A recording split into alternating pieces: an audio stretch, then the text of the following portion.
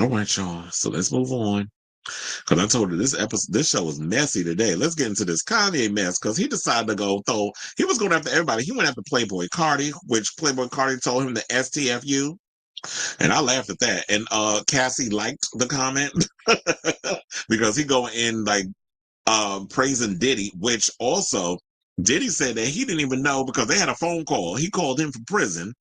He recorded the phone call and added it to his song that he has out that features his daughter Northwest. And there's tea going around that Kim Kardashian is considering applying for sole custody of them kids.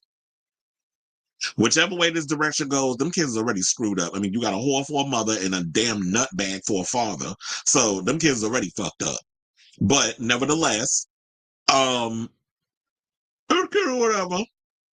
Now, and we'll get into the other things about Kim and the legal advice that Bethany Frankel was giving her that nobody asked her for. But first things first. So the Koonye decided to get up on social media. He decided to call Drake a homophobic slur. He decided to go on Playboy Cardi. He decided to leak audio of his conversation with Diddy and add it to a song that he has with his kid. Then he decided to also make disgusting comments about Jay-Z and Beyonce's youngest twins, Rumi and Sir. And I was like, now, if somebody came out and told about your four kids, I was going to say four ass kids, your four kids, I'm sure your ugly ass wouldn't like it. And Kanye is not attractive. I don't know how anybody would want that climbing on top of them. But I guess when Kim thinking that she gonna be like the Beyonce of hip hop, they're gonna be the first lady and king of hip hop. When y'all will never get that position. The people on the right is gonna always have that. You'll never be Jay-Z and she'll never be Beyonce. So, but I hope the Beehive swarmed his ashy ass after this. So West was 47, peddled rumors that the Texas Hold'em hitmaker used in vitro fertilization to conceive Rumi and Sir Carter while questioning their cognitive development in a Twitter post, which was later removed and then reposted. Now I do have that post, and I'm gonna put it up so y'all can see it. But when I saw this, I gagged. It's probably like so little you can't read it though. So he said, "Wait, has anyone ever seen Jay-Z and Beyonce's younger kids? They're retarded." He tweeted Tuesday. No, like literally. And this is why artificial insemination is such a blessing. Having R-worded children is a choice. Yeah, he said it twice. He also said this because he took it down and then when he reposted it, because he said something or another. If Twitter take my ish down, if Twitter take my ish down, then I think they meant then so be it. But I need y'all to know, and he even spelled no, and he spelled the N-O, not even K-N-O-W. Child, if you want to come out here and try to read people and call them the R word, which I'm sorry, but I always looked at Kanye West. Kanye West was like a bulldog with a slight case of Down syndrome, and you out here trying to read people on whether they cognitive development. Because I truly believe that when Donda died, all of that that's going on with you, you jumped in that damn coffin with her. Because we're not here unless you always had a little mental disorder. And I feel like you need to be working on your own mental disorders instead of trying to call out Beyonce kids. And if her kids do have development issues, that's none of your goddamn business. What you need to be worrying about is them four kids you got. The one that like throwing up his middle finger, Northwest, that look like she giving baby bulldog a tease. And them other two bastards that you got with Kim. So I know you're not up here trying to read children. You want to talk about reading? Okay. So yeah, he said, if Twitter take my ish down, then so be it. But I need y'all to know Jay-Z or nobody have no power over me. Well, child, if you wind up in a ditch somewhere, don't say that we didn't try to warn you. He also said, I need everyone to know that I took the post about Jay-Z and Beyonce's family down because Jerry Lorenzo's family and Jerry Lorenzo's family down because there was a possibility of my Twitter being canceled, not because I'm a good person. I took it down like Down syndrome, get it? Am I right? Am I right? F the world, real talk for everybody. And y'all, I don't know if y'all know or even care, because I know I don't, but apparently he has an album out called Bully that he just dropped. I don't think no one cares. If that shit go to number one, you know what? Oh, there's a special place in hell for them that actually help that shit stream, or even physically a physical copy. If you own it, there's a special place in hell for y'all, because I don't understand how y'all can sit up here and promote someone who is a Nazi, and proudly so. Basically, he is the Uncle Ruckus of hip hop. That's out here promoting Nazism. That is out here using ableist, homophobic rhetoric towards people.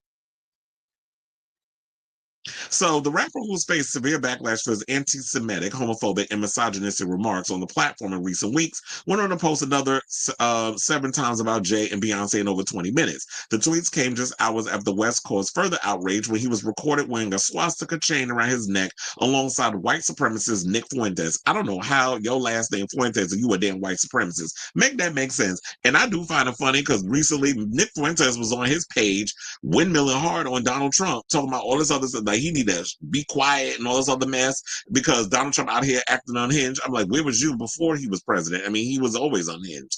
This is a new. So he said, concerning Jay-Z and Beyonce, Sweet Ninja said, I would regret it. He wrote in his most recent post, I regret taking it down. My Twitter is a one-way conversation. And if people thinking that y'all gonna get up there like Ross Geller over at Friends and talk about how Elon Musk need to get rid of Kanye West or deplatform him because he's posting anti-Semitism. Have you been paying attention to what the shit Apartheid Clyde post on Twitter? Because he's just as racist as Kanye is, or Koonye, as I like to call his ass. He's just as racist as Koonye, spewing anti-Semitic stuff. He basically reposts and comments on Nazism on his own Twitter. And you have to look at his background, where he come from. So it's funny how some of you Jews out here y'all like to pick and choose who you want to go after. If you're gonna go after Koonye, you need to go after Apartheid Clyde leathery looking ass too, because they birds of a feather flock together. So they one and the same in a lot of what they believe. So then they also say the rappers have fallen out multiple times throughout the years since their first meeting in 2000 when West produced a track for Beanie Siegel, a signee to Jay-Z's Rockefeller Records. Which I really wish he would have stayed as a producer and not try to be a rapper. Because, child, anybody been listening to your ass is late registration. Now, they said the first major public rift occurred when after Jay and Bey decided to skip West's wedding to Kim Kardashian in 2014. So he's upset over this. And it's like, they skipped your wedding probably because the tea that y'all was doing, the things y'all was doing, it felt a little opportunistic. Beyonce was probably looking at Kim, and I truly believe it. Kim ain't nothing but a damn succubus. That whole family, they go where the wind blows. Oh, because it was popular to be racially ambiguous and fuck rich black men. You had Pimp Mama Chris out here basically pimping and whoring out her daughters to kind of latch on to what was popular at the moment. But now, all that is null and void. Now they went back to being white. Now they back to being full-fledged, clear-looking ass Armenians. Now you don't see their ass with a tan. Now that they got them beige babies. And it's no shade to the beige children, because I'm part beige too. Fluorescent beige. So, you going in and saying all of this, I'm with Beyonce. And Beyonce and I are Virgos. You know, I'm September 2nd. I'm September 2nd. She's September 4th. So we them early Virgos. We smell bullshit a mile away. And we could smell a vulture. We could smell it like a shark smells blood in water. She knew what was up with Kim. Kim was coming across, let me latch on to her. Like Taylor Swift collecting tchotchkes. You know how Taylor Swift collect her friends, her celebrity friends, like a Russian woman collect tchotchkes. And that's what Kim was giving. Oh, let me latch on to Beyonce so I can get up in this situation. Bitch, you're not getting up in this gig. And that's why she was probably like, we're not going to your tired ass, tacky ass wedding. And you was feeling away. Oh, well, your ass is going to have to feel away. And this is what he told the Breakfast Club back in 2018. Now, after Kim was robbed at Pow Pow Point in Paris In 2016, while West was performing in New York, the rapper reflected later while on stage that same year, alleging that Jay wasn't supportive of him. The next day, West was hospitalized for stress and exhausted. That's probably why. And you think maybe he had a mental breakdown that affected where his brain is at now, and he probably felt like maybe I don't know what was going on between y'all. Maybe Jay was feeling the way and didn't like y'all didn't have that conversation. Y'all should have had that conversation. And he said, and maybe he thought because of the Kardashians, keeping up with the Kardashians, the show and all the other stuff, that it was probably staged. He know how it is when it comes to them stunt queens over there in the Kardashian household. So he probably thought, oh, they over here like pulling stunts and shows. Kind of like how some people feel with Dorit and that whole robbery that went down, where some people actually believe that PK set that up, but didn't expect Dorit and the kids to be in the house though, because he's, sometimes when you get with these people, they set up robberies of their jewelry so that way they can get, like, they can claim the insurance. We know all the stunts you white collar hoes be out here doing with these little white collar crimes, especially a lot of you millionaires and billionaires. Why do you think she latching on to the current administration and a lot of what she does? Making them cheeks clap on the top of a Tesla like she doing a rap video, and all the other mess that the car trashians been out here doing. So they said that in 2018, Jay told David Letterman that West was his little brother. By 2022, West said that Beyoncé should let her husband cheat on her. Now, the question remains was you doing that with Kim? I would not be surprised if he was. Now, just hours before attacking Jay and Bay on Twitter, he also unloaded on rapper Playboy Carti, who was arrested on aggravated assault charges for an alleged incident involving his girlfriend in 2023, claiming they were both violent towards women. Now, the question remains, who was you talking about? Are we talking about Iggy Azalea? Because didn't he knock her up? And they got a baby together, but they said 2023. They already got a 4-year-old. I think they're no longer together around that time. So he probably put pause on her. But the dude got me wondering if he actually put pause on Iggy as well.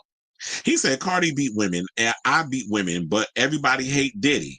West tweeted on Tuesday evening. Now, Diddy's awaits trial, as y'all know, for the racketeering and all the other stuff that was going on. So you out here admitting you was beating on women. So did you put pause on that bald bitch, Amber Rose? And did you put pause on Miss Armenia? Inquiring minds want to know. So now West followed up on Twitter by tweeting, "Makeup sex be crazy after a big fight." The 24-time Grammy Award-winning artist also attacked other hip-hop stars in recent days, including Cardi B. Well, damn, I ain't hear about Cardi B. Did Cardi B clap back? I don't think so. He went after Cardi. He went after Iggy, Azalea, and Kendrick Lamar. He also went after Drake, writing the following. He said, "I don't personally have an issue with Kendrick. I probably will now, but he was a pawn to take down the F word, rhymes with maggot, aka Drake, because their record labels don't want big artists because the smaller artists are easier to control and replace. Saying these are the last times I get to diss Drake before the Kim pop out, because then it looked like I'm hating or care, and Twitter's stopping me from using the F word." So he just want to run around and just be saying whatever the hell he want to say with no consequence because he's mad that white people get to do it. Well, why can't I? Because you black, because you're a minority, and you think just because you got a whole lot of money and you align yourself with Nazis that you one of them. You really got suffering from that Uncle Ruckus syndrome. So I feel like at the end of the day, there's a big enough ditch for this Sharpay looking motherfucker to fall in and never crawl out of. Now, it's like I said earlier, so if I was talking about his little 4 bastard ass down with the swirl having ass kids, he probably be up in arms. But of course, this per usual is a ploy to bring attention to his tired ass music that nobody cares about. So all I want to know at the end of at the end of all of this, has the big house sworn his ass yet? Let me know in the comments down below.